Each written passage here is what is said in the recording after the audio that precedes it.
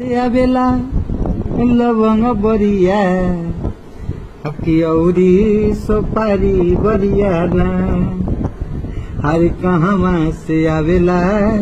तिलक हरू तिलक लिहले ठार भइले हो कि कहवा से आवेला लवंग बरिया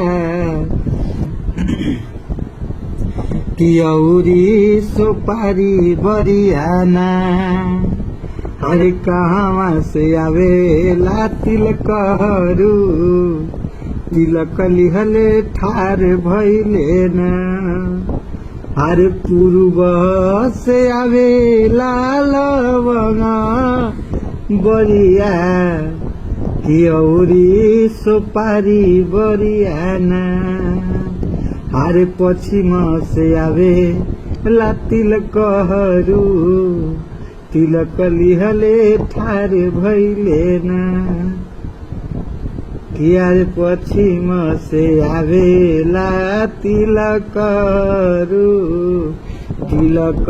लिहले ठार भइले ना।